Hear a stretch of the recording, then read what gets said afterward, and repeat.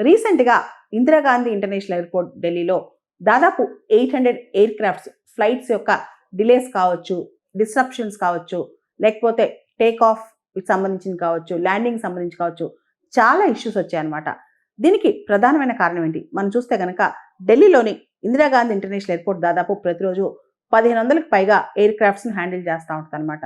అయితే ఒకటే రోజున కేవలం 24 గంటల్లో కొన్ని సందర్భాల్లో 2, 3 రోజుల పాటు ఈ మధ్య ఢిల్లీలో ఇందిరాగాంధీ ఇంటర్నేషనల్ ఎయిర్‌పోర్ట్‌లో టెక్నికల్ రీజన్స్ వల్ల ఫ్లైట్లు క్యాన్సిల్ అవ్వటం, ఫ్లైట్లు డిస్రప్ట్ అవ్వటం, మధ్యలోనే అంటే టేక్ ఆఫ్, ల్యాండింగ్ సంబంధించి చాలా డిలేస్ అవ్వటం, ఇలా చాలా జరిగాయన్నమాట.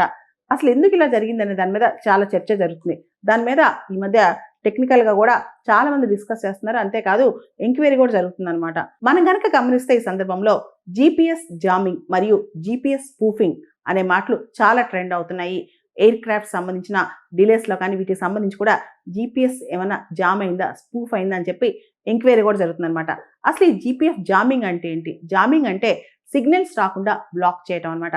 జీపీఎస్ సిగ్నల్స్ రాకుండా బ్లాక్ చేయటం. అదేవిధంగా జీపీఎస్ స్పూఫింగ్ అంటే ఫేక్ చేయటం అన్నమాట. అంటే రియల్ సిగ్నల్స్ లాగా, అంటే యాక్చువల్‌గా రియల్ సిగ్నల్స్ లాగా వేరే సిగ్నల్స్ ఎమిట్ చేస్తారనమాట. దీనివల్ల ఫాల్స్ జీపీఎస్ సిగ్నల్స్ వస్తాయి. దానివల్ల కంప్లీట్‌గా జీపీఎస్ అనేది ట్యాంపర్ అవుతుంది, మిస్‌లీడ్ అవుతుందన్నమాట.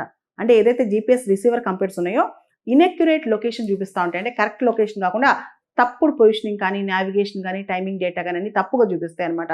ఒక్కొక్కసారి మనం చూస్తే దీనివల్ల ఎయిర్ క్రాఫ్ట్స్ కానీ, షిప్స్ కానీ, ఫోన్స్ కానీ, డ్రోన్స్ కానీ ఇవన్నీ కూడా మిస్‌లీడ్ అవుతా ఉంటాయన్నమాట.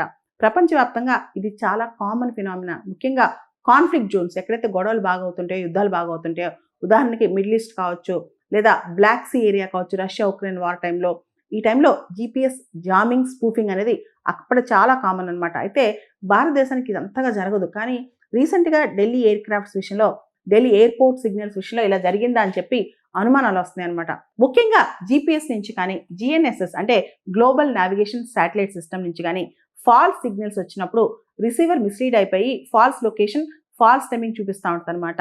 రియల్ శాటిలైట్ సిగ్నల్స్ జనరల్‌గా గ్లోబల్ పొజిషనింగ్ సిస్టమ్ జీపీఎస్ నుంచి వేగ్‌గా వస్తా ఉంటాయన్నమాట.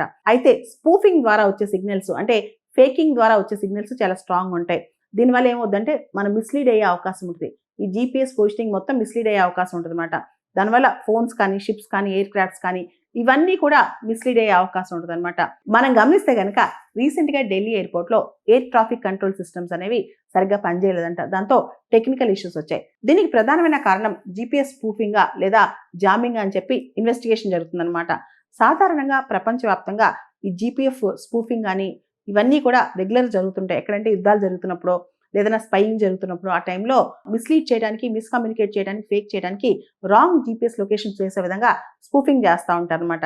అయితే ఢిల్లీలో ఫ్లైట్ ఆపరేషన్స్ మార్చడానికి కావాలని చెప్పి ఎవరైనా చేశారని చెప్పి ఇప్పుడు ఇన్వెస్టిగేషన్ జరుగుతుంది. ఇక్కడ మనం గమనిస్తే గనక ఢిల్లీ ఎయిర్‌పోర్ట్ చుట్టూ దాదాపు 16 నాటికల్ మైల్స్ ఇది మొత్తం కూడా స్పూఫింగ్ అక్కరైందా అని చెప్పి ఇప్పుడు అనుమానాలు వ్యక్తం అవుతున్నాయి అన్నమాట. ఇంటర్నేషనల్ ఎయిర్ ట్రాన్స్‌పోర్ట్ అసోసియేషన్ యొక్క డేటా ప్రకారం లాస్ట్ ఇయర్ మనం చూస్తే దాదాపు 4.3 లాక్ జీపీఎస్ జామింగ్ కానీ లేదా స్పూఫింగ్ కేసెస్ కానీ వచ్చాయంట. ఎక్కువగా కాన్ఫ్లిక్ట్ జోన్స్‌లోనే వచ్చాయంట. మనం చూస్తే ఇందిరాగాంధీ ఇంటర్నేషనల్ ఎయిర్‌పోర్ట్‌లో కూడా రీసెంట్‌గా ఏటీసీ వాళ్ళు ఫేస్ చేసింది స్పూఫింగా లేదా జామింగా అని చెప్పి ఇప్పుడు డిస్కషన్స్ జరుగుతున్నాయి.